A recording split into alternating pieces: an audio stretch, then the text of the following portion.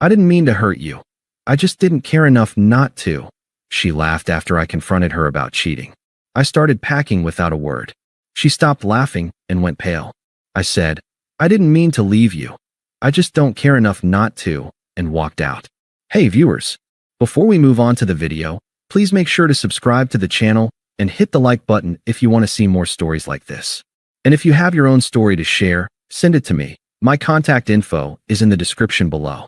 I'd love to feature it in an upcoming video. Thanks. The key was under the mat, right where I'd told her it would be. My flight home from the Denver conference had been canceled, then reinstated, leaving me landing at midnight instead of 4 p.m. I'd texted her from the airport, but got no reply. Not unusual for a Friday night. She was probably out with the girls, phone buried in the bottom of some glittery clutch. I just wanted my bed. The silence of my apartment was a relief after 3 days of forced networking. I dropped my suitcase by the door, the thud too loud in the stillness. That's when I saw them. 2 wine glasses on the coffee table, one with a lipstick smear the color of crushed berries. Her color. A man's leather jacket was slung over the back of her reading chair. A jacket I didn't own. A cold, humming void opened in my chest. I walked, robot-like, down the hall. Our bedroom door was ajar. The scene was a cliché, her sleeping form, back to me, and the motion silhouette of a man beside her.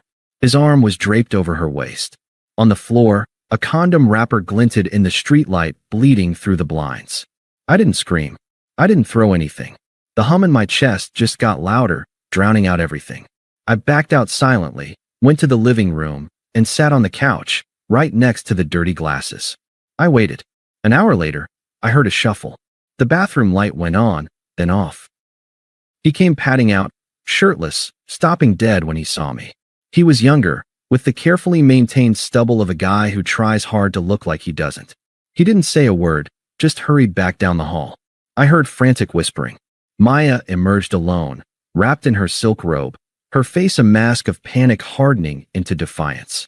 The guy, Jake, I'd learn later, slipped past me with his jacket and shoes, not making eye contact, and let himself out. The door clicked shut. The silence returned, now charged and sick. How long? My voice sounded foreign, calm and flat. Leo, it's not what you think. It's exactly what I think. How long, Maya? She crossed her arms, hugging herself. A few times. It doesn't mean anything. Months? Weeks? 3 months. A laugh, bitter and sharp, tried to claw its way up my throat. I swallowed it. 3 months. I'd been in Denver presenting the project that would secure my team's funding. The project I'd worked late on for weeks, the one she'd called, "Your boring spreadsheets," with a teasing kiss. I'd thought the kiss was affection. Now I knew it was dismissal. Why? She threw her hands up. Why? Because you're here, but you're not here. You're always in your head, with your work, with your quietness. Jake is present. He's exciting. So this is my fault. I didn't say that. God, you always do this, twist things to make me the villain. She paced, the robe fluttering. It just happened. I didn't plan it. I just watched her. I saw the girl I'd moved cities for, the woman whose father I'd driven to chemotherapy every week for a month. The person I'd imagined a future with, dissolving before me into a stranger performing an old, tired script. Are you in love with him? What? No. It's different. Do you want to be with him? I don't know. Maybe. It's new. I need to figure it out. I nodded slowly. The hum was crystallizing into a single, clear note. Okay. Okay. What's okay? She looked confused, like I'd skipped a page in the argument she'd rehearsed. You should figure it out. I stood up and walked toward our bedroom. The bedroom. Where are you going? Her voice sharpened, chasing me. I didn't answer. I went to the closet and pulled out my old duffel bag from the top shelf. Then I went to my dresser. Socks, boxers, t-shirts, jeans.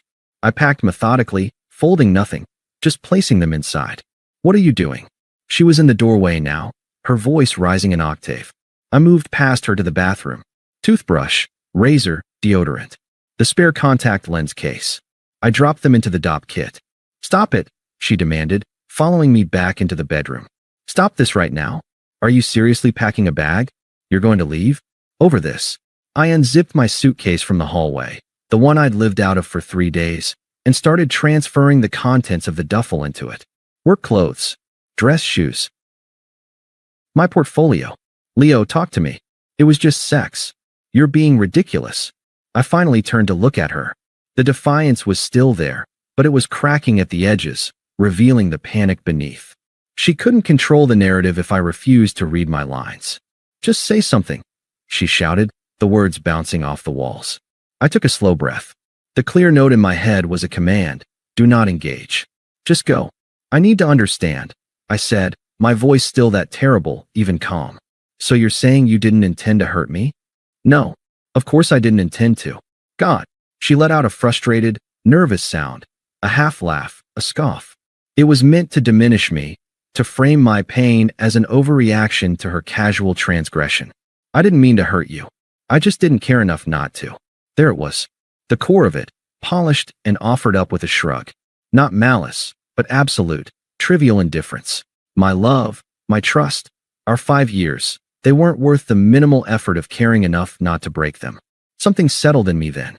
Final, like a heavy bolt sliding home. I turned back to my suitcase and zipped it shut.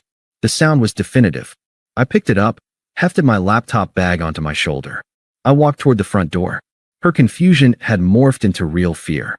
She planted herself between me and the door. Wait, you're actually leaving? Just like that? Where will you go? I stopped, looking at her. Really looking. The woman I loved was gone. This was just the vessel she'd left behind. I saw the pale cast of her skin, the widening of her eyes as she realized I was not performing a tantrum. This was an exit. I didn't mean to leave you, I said, my voice low and perfectly level, a mirror held up to her own words. I just don't care enough not to. The last shred of color drained from her face. Her lips parted, but no sound came out. The laugh was gone, the defiance erased. She just looked hollow. I stepped around her, my movement gentle but irrevocable. I opened the door. I did not look back. I stepped into the hallway, pulling the door closed behind me. It didn't slam. It clicked shut with a soft, final sound, like the lid of a box being closed on something that was already dead. The hotel room smelled like citrus-scented cleaner and emptiness. I'd chosen the cheapest one near the airport, a place designed for transients. I sat on the edge of the stiff bed, my suitcase and laptop bag beside me like loyal, silent dogs. The humming in my chest had subsided, replaced by a vast, quiet static. I felt nothing. Not anger, not sadness. Just a hollow, resonant absence, as if the core of me had been surgically removed and I was left observing the empty cavity. I didn't cry. I just existed. I ordered a club sandwich from room service at 2 a.m. and ate it methodically, tasting nothing. I watched infomercials until the sun came up, the cheerful hosts a bizarre soundtrack to the end of my life as I knew it. In the gray morning light, the memories began to intrude. Not the good ones. Those would hurt too much, and my mind seemed to protectively block them. Instead, it offered up a flashback, sharp and unbidden. 2 years ago. Maya, tears streaming down her face, holding the positive test. It wasn't planned. We were scared. I held her, my own heart pounding with a terrifying mix of dread and a strange, budding hope.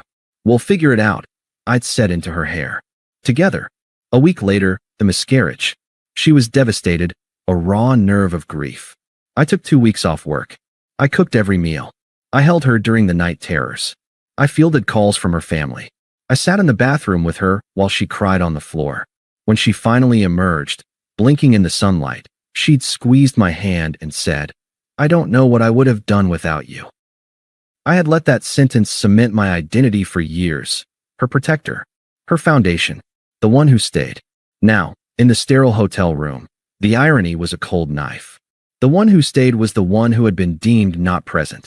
The foundation was something you built upon until you wanted a different view.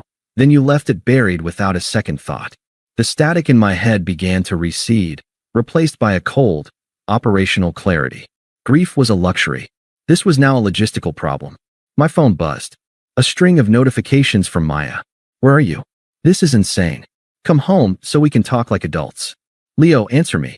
You're really going to ghost me? After everything? Fine. Be a child. I didn't block her. Not yet. I opened my banking app. I transferred my half of the last month's bills from our joint account into my personal one. I canceled the automatic payment for our upcoming vacation, The one to Costa Rica I'd been saving for as a surprise for our anniversary. The confirmation email felt like shedding a weight. Then, I sent one text. I drafted it 3 times, stripping it of any emotion, any hook she could grab onto. Me. My belongings will be collected from the apartment Tuesday afternoon. Your key will be left with Building Superintendent Lopez. Please have anything you consider yours removed before then. Her reply was instantaneous. Maya, WTF, Leo? You're just giving up? You're not even going to fight for us? This is how little I meant to you? I put the phone face down. That was the last text of hers I would ever read. I methodically went through my social media. I untagged myself. I changed my relationship status to single. I unfollowed her, and then, without drama, I blocked her. On everything. Instagram, Facebook, Twitter, even Spotify. It wasn't an act of anger. It was hygiene. Removing a source of infection. Next, the friends. Our mutual circle. I picked 3 I respected the most, and sent nearly identical messages. Me, hey. Just a heads up, Maya and I have split up. It was due to infidelity on her part. I don't wish to discuss the details, but I wanted you to hear it from me. I'm taking some space, but I value your friendship. The responses were a mix of shock, support, and awkward sympathy. I thanked them and didn't engage further. I was building a wall, brick by quiet brick. Tuesday came. I hired a task service through an app. 2 polite, indifferent strangers in matching polo shirts packed the rest of my clothes, my books, my records, the set of chef's knives my father gave me. They put it all in storage unit number 317.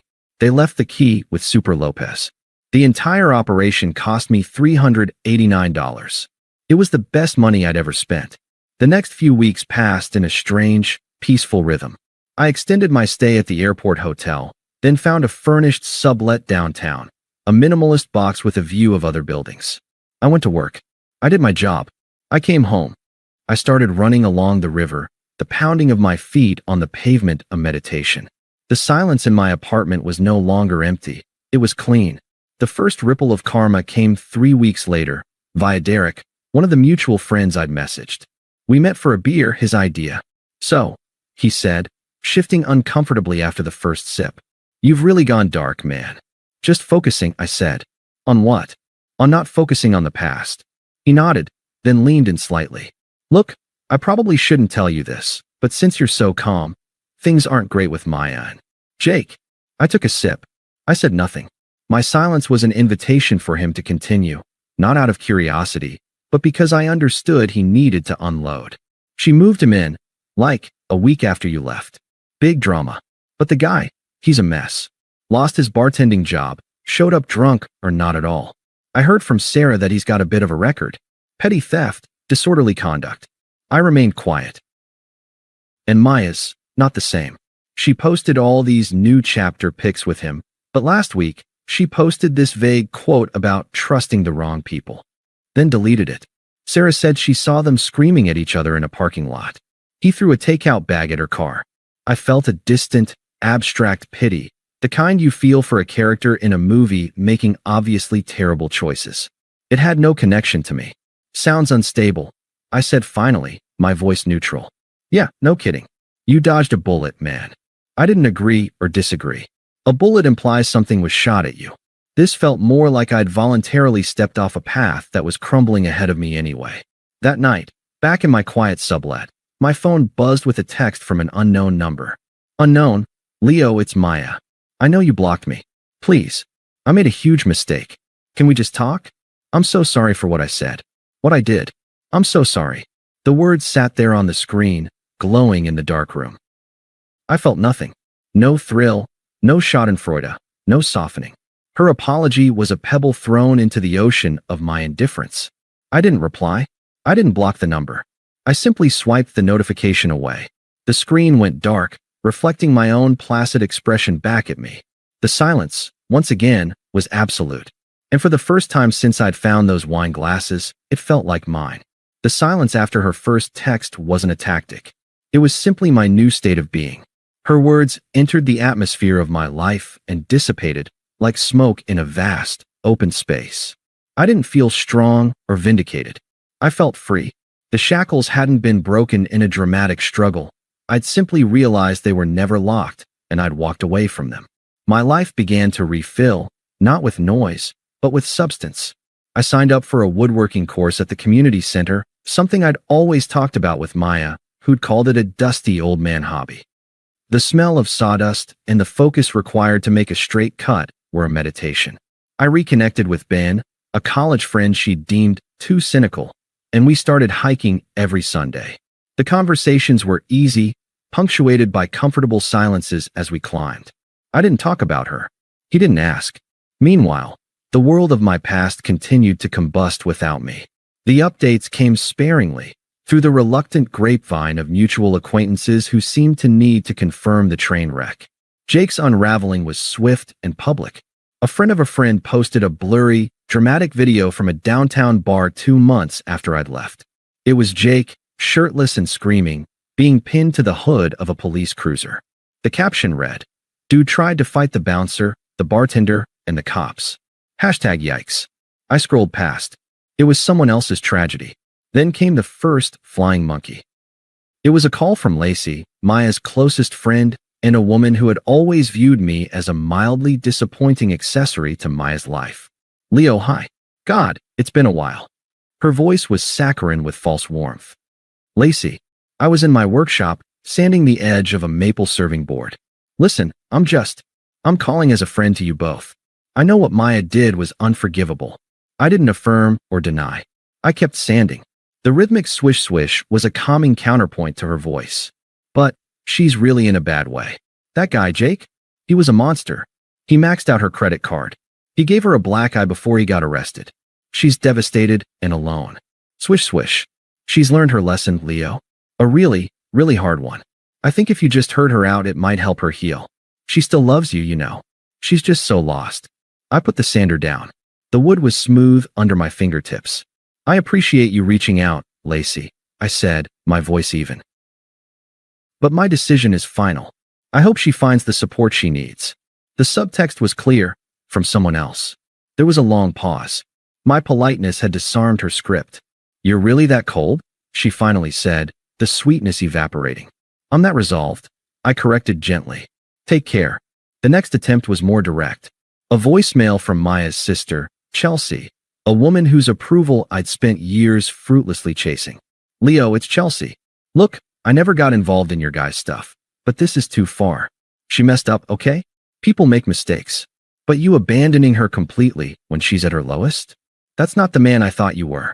That Jake creep is in jail where he belongs, but she's the one doing life sentence in her own head. Have some compassion. Call her." I deleted the voicemail. The man she thought I was a fiction, a placid, accommodating figure who existed to stabilize her sister. That man was gone. The final, desperate data point came not through a person, but through the digital haze. Out of morbid curiosity one slow evening, Ben pulled up Jake's public court records on his laptop. There it was, multiple charges from the bar fight, plus a previous warrant for violating a restraining order from another ex-girlfriend. The man was a pattern, not an anomaly. Maya hadn't traded up for excitement. She'd jumped from a stable platform onto a known fault line. Then, my phone lit up with a local number. I let it go to voicemail. An hour later, I listened. It was Maya, but not the pleading, shattered woman from the texts. This voice was raw, ragged, and crackling with a fury that had finally broken through the victim facade. "You know what, Leo? Fine. You win. You're the perfect, stoic martyr. I get it." Her words were slurred, either by drink or tears. "I'm the villain. I'm the crazy bitch who ruined everything. But you were never capable of real love, were you? Real love forgives. Real love fights. You just leave. You're a ghost. A fucking pleasant, polite ghost. I lost everything. Everything.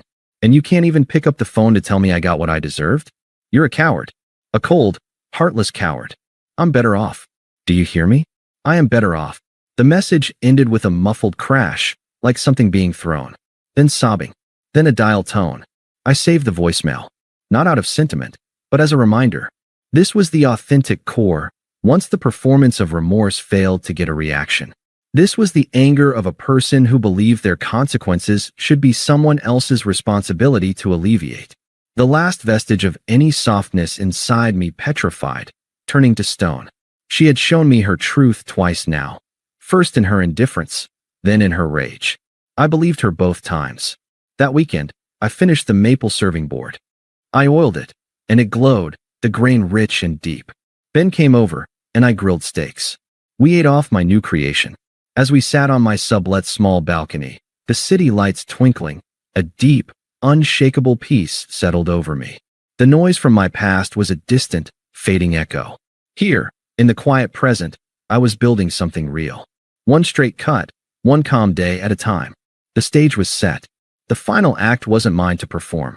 But I knew, with a certainty that felt like fate, that she would try to drag me back into her play one last time. And I knew, with even greater certainty, that I would have no lines left to speak. 6 months to the day after I walked out, I was waiting for a court-to-do at the Grind, a coffee shop near my new office. The sublet was gone.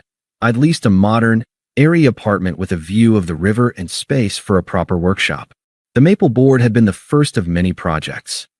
The silence there was my own, filled with the music I chose or the satisfying quiet of creation. Ben was running late, so I'd ordered first, scrolling idly through architectural plans for a custom bookcase on my phone. I was at peace, not the fragile quiet of the hotel room, but a solid, earned tranquility. The bell on the shop door jingled. I glanced up out of habit. It was Maya. She stood frozen just inside the doorway, silhouetted against the gray afternoon light. She looked diminished. The vibrant, careless woman who'd laughed at my pain was gone.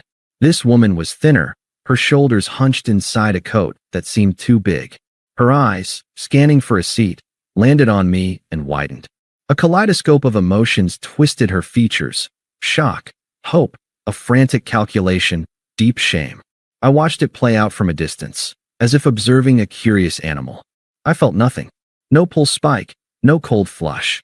Just a mild, observational interest in what she would do next. She walked toward me. My table was by the window, a small two-top. There was no escape route for her, no ambiguous approach. It was a direct line. Leo. Her voice was a scrap of sound, rough from disuse or crying. I gave a single, slow nod. Maya. She flinched at the neutrality. It was worse than hatred. You look really good. It was true. The running and the woodworking had leaned me out. The constant tension she'd brought into my life had evaporated from my face. I looked rested. Thank you, I said, as if she'd complimented a stranger's tie. Can I? Her hand gestured weakly to the empty chair across from me. I'm waiting for a friend. Not a no. Not a yes. A simple fact. Just for a second. Please. The please was brittle. I inclined my head, a minute concession.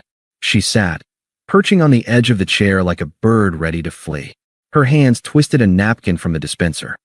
She looked at my hands, my face, my coffee cup, anywhere but directly into my eyes, which held only a calm, unblinking focus. I don't even know where to start. She took a shuddering breath. Everything fell apart. Everything. What I said to you that night. It was the worst thing I've ever said to anyone. It wasn't true. I was trying to hurt you because I felt so guilty. I was a coward. I listened. I didn't nod, didn't encourage, didn't interrupt. I was a lake absorbing a pebble. It sank without a ripple. Jake, he was a con man. An abuser. He took money. He hit me. She said this last part quickly, as if testing it as a key to my sympathy. My expression didn't change. He's in jail now. For a long time, I think. And I'm so alone. My friends, they don't get it. Lacey just says, I told you so. Chelsea is sick of my drama. She gave a wet, pathetic laugh. I'm in therapy now. Really doing the work. I am. She finally looked up, her eyes searching mine for a crack, a flicker of the old Leo, the protector, the one who absorbed her pain. She found only a polite, impenetrable surface. I've relived that night 1,000 times, she whispered, tears welling. I was an idiot. A cruel, selfish idiot. I threw away the best thing I ever had because I was bored and stupid, and he gave me cheap attention. I am so sorry, Leo. Not just for cheating. For the words. For making you feel like you were nothing. You were everything. The barista called my name. I stood, collected my court-to-do from the counter, and returned to the table. I didn't offer to get her anything. I took a slow sip, the rich bitterness grounding me in the present. This moment, this closure, is there. She gathered her courage. a desperate hope lighting her tear-streaked face. Is there any chance? Even for a coffee, just to talk? Not now, but sometime? I'd understand if you hated me forever, but maybe we could find a way to be civil? Or, I'd take anything. Just a chance to show you I'm not that person anymore. This was her final play. The full vulnerability, the admitted fault, the promise of change. It was a good performance. It might have worked on the old me. I set my cup down with a soft click. I looked at her, really looked, and saw not the ghost of my past love, but a sad, stranded woman who'd burned her own life down and was now smelling smoke on the wind of mine. You told me the truth that night, Maya, I said, my voice low, even, and perfectly clear. You didn't care enough. That wasn't you being cruel. That was you being honest for the first time in a long time. She opened her mouth to protest, but I continued, the steady rhythm of my words a wall she couldn't scale. That truth gave me the clarity I needed to leave. It was the only gift you gave me in those last months. I paused, letting the brutal kindness of that statement settle. I don't mean to hurt you by saying this, but that same truth means I don't care enough to revisit it, to relitigate the past. There's nothing for us to build from. There's only ash. Her face collapsed. The hope guttered out, leaving a hollow despair. So that's it. You don't feel anything. I feel peace, I said. It was the most honest and devastating thing I could have told her. I genuinely hope your therapy helps you find yours. At that moment, Ben pushed through the door, spotting me. He gave a quick wave, his eyes flicking to Maya with brief, neutral recognition before looking back to me, a question in his raise of his brows. I gave him a small, genuine smile, one she hadn't seen in years, and turned back to her for the last time. My friend is here. I have to go. I stood, picking up my coffee. Take care of yourself, Maya. It was the kiss-off of a stranger. A polite, terminal farewell. I walked to the counter to meet Ben. I heard the scrape of her chair, a choked sound. I didn't turn. Ben clapped me on the shoulder. You good, man? Never better, I said, and I meant it. Ready to go? As we walked out into the crisp afternoon, I didn't wonder what she was doing. I didn't feel her stare on my back. I was already gone, had been for months. The man she was begging for no longer existed. He had walked out one night, and in his place stood someone she would never know. Someone who had built a life, piece by steady piece, on a foundation of quiet dignity, far away from the noise of her consequences. The last thread was cut, not with a shout, but with a quiet, definitive truth. And the silence that followed was finally, completely, my own. Thanks for watching. Make sure to subscribe to the channel and hit the like button. What do you think about this story? Share it in the comments.